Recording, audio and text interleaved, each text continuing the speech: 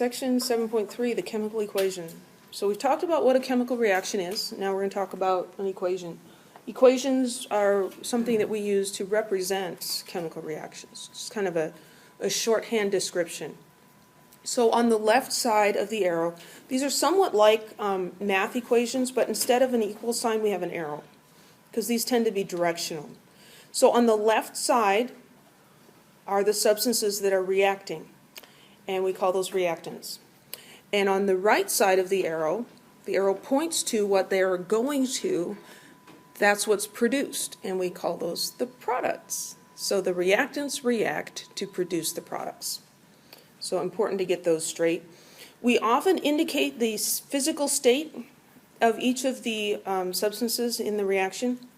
And so here we have in parentheses a G, and this one's a G. Actually, these are all Gs. Those are all gases. So those are the physical states. Those are state symbols. And here's a little table from your textbook. G for gas, L for liquid, S for solid. I don't think you'll need flashcards for those. This one is, where'd it go? There it is, AQ, aqueous. So aqueous means dissolved in water. Aqueous is a little bit like the Spanish word agua, except it's a Q. So aqueous means it's dissolved in water.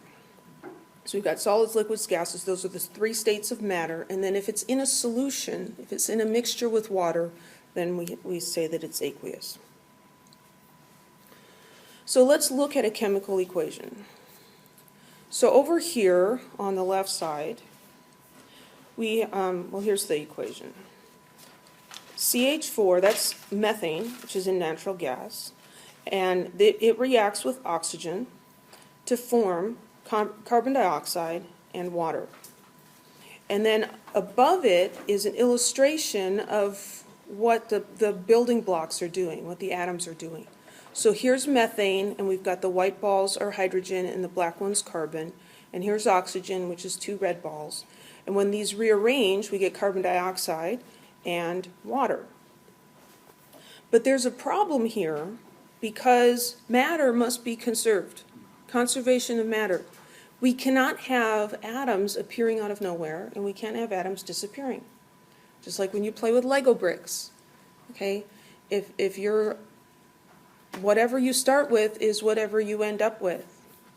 Okay? And we're not counting things being lost under the rug or the dog swallowing them or something. What you have to start with is what you have to end up with. So how could we start with, how could we start with 2 oxygen atoms and end up with 3? Because there's one here and one there, and then there's one over here. We can't have an oxygen atom appear out of nowhere. Our description of what's happening is not quite right, is the problem. So we need to adjust our equation. So we're going to adjust the equation, and let's also look, there's another issue here. On the left side here we have 4 hydrogen atoms, and on the right side we have 2 hydrogen atoms. So we somehow lost 2 hydrogen atoms and gained an oxygen atom. Does that mean that 2 hydrogens turned into oxygen? No. Those sorts of things don't happen in chemical reactions. So we just got these 2 issues with our equation. This equation is not balanced. It needs to be balanced, and you can think of a balanced equation as a little bit like a teeter-totter. Let's see, what color should I use? Let's use red. So here's the teeter-totter, and here's the fulcrum. Is that what they call it? Where the teeter-totter balances. And you have to have the same number of balls on one side as you do on the other side so it can be balanced. This one is not balanced, so we need to fix that.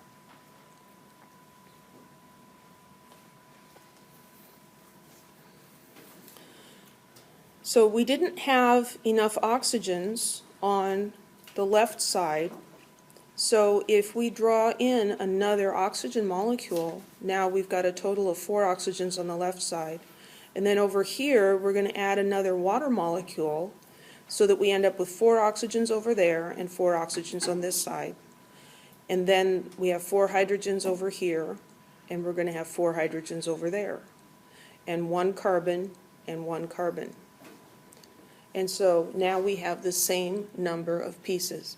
If you took a molecular model kit and you made those molecules, you could just take them apart and make exactly what the products are, and you would have no leftover pieces, and you wouldn't have to go borrow pieces from your neighbor. So what you start with is what you end up with, and that's at the heart of balancing an equation. So here we were looking at the model to figure out how to balance this, and then when we write this equation to describe this, well, we have one of those, and we need two of these molecules. We're not going to change the subscript because each of those molecules is 2 oxygens. But we're going to put a 2 in front, indicating that we have 2 of these guys. And then over here, we've got 1, and we're following that same pattern of chemists don't like the number 1. We don't write 1s, okay? Because if there wasn't at least 1 CO2, I wouldn't write CO2. Why do I have to write a 1 in there? It's dumb. So that's my interpretation of this. I just observe what happens and I make up reasons for it. It's working pretty well for me so far. So over here we've got 2 water molecules, and so we say 2 H2Os. So these large numbers, these are full-size numbers, those are called the coefficients. To balance an equation, you put a coefficient in front of the formulas for the compounds or elements. But you cannot change the subscripts. So here are instructions, and this is the next section, so I'm going to stop.